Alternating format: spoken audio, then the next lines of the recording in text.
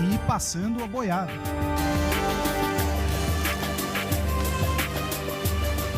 O desmatamento da Amazônia cresceu quase 10% em apenas um ano.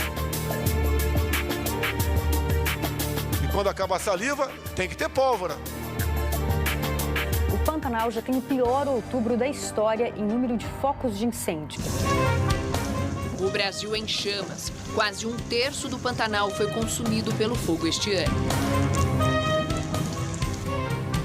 Biólogos, veterinários e voluntários se juntaram aos órgãos públicos na linha de frente do combate aos focos de incêndio e resgate aos milhares de animais mortos e feridos. O desmatamento na Amazônia foi outro destaque em 2020. Os últimos números do INPE, o Instituto Nacional de Pesquisas Espaciais, mostram que entre agosto de 2019 e julho de 2020 foram devastados cerca de 11 mil quilômetros quadrados de floresta, aumento de 9,5% em relação ao período anterior. O Brasil está regredindo 50 anos. Bom, eu acho que foi um dos anos mais desastrosos da história do meio ambiente. A Covid-19 se espalhou pelo mundo. A razão, a ação destrutiva do homem contra a natureza, segundo esse pesquisador da USP. A Covid-19, o coronavírus 2, ele se originou, muito possivelmente, os estudos científicos ainda não são 100% conclusivos, mas ele se originou na China, por uma perturbação ecológica da vida de uma espécie de morcego. Nós temos que acabar com o tráfico de animais selvagens, nós temos que acabar com o desmatamento e com a degradação das florestas tropicais do planeta. Se nós não fizermos isso, nós vamos gerar uma pandemia a cada mês. O Ministério do Meio Ambiente anistiou desmatadores da Mata Atlântica e permitiu que áreas de preservação permanente devastadas até 2008 fossem regularizadas, por exemplo, para a agropecuária. Depois de uma ação do Ministério Público em junho, o ato foi revogado. Nós estamos queimando, talvez, a história do Brasil de uma forma muito mais grave. Quem passou pelos ciclos econômicos da Mata Atlântica, que reduziu essa floresta de maior biodiversidade do planeta a 10% da área original, não poderia fazer mais os mesmos erros, não com as informações que a gente dispõe hoje.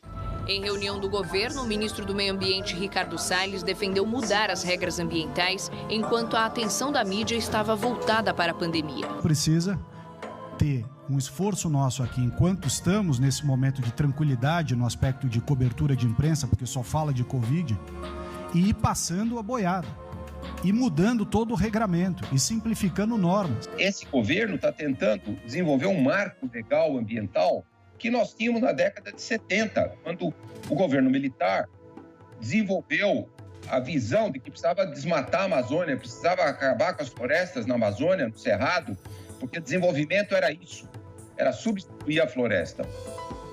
Século XXI, essa visão não existe mais no mundo.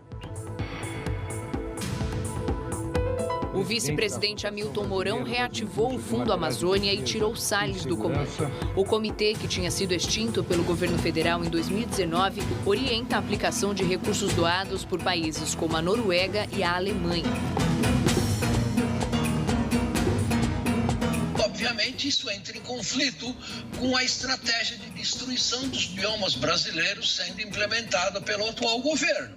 Então, por essa razão, é que o Fundo Amazônia foi paralisado. O Fundo Amazônia teve a sua governança comprometida e o Fundo Amazônia tem muitos bilhões de reais esperando para serem aplicados na preservação da floresta amazônica. Começaram as reações. 17 ex-ministros da Fazenda e ex-presidentes do Banco Central divulgaram a carta Convergência pelo Brasil. Eles defendem a retomada da economia com preservação ambiental.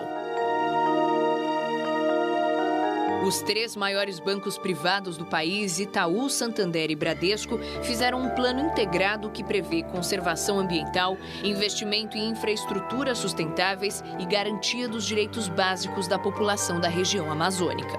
E não foi por falta de aviso. Este ano, o Brasil recebeu alertas sucessivos para o risco do país afastar investimentos estrangeiros e perder espaço no mercado internacional por conta da atual política ambiental do governo federal. A falta de controle das queimadas, o desmatamento e as tentativas de mudança da legislação ambiental são mal vistos no exterior.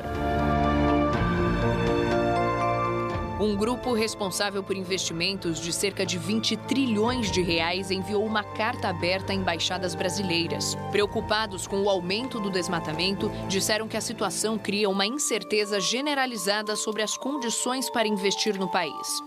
O atual governo está na contramão dos avanços globais na questão das mudanças climáticas, na preservação ambiental e assim por diante. Com isso, o Brasil está se tornando um pária internacional, onde cada vez menos o país é respeitado, dentro da comunidade científica e dentro da comunidade política internacional.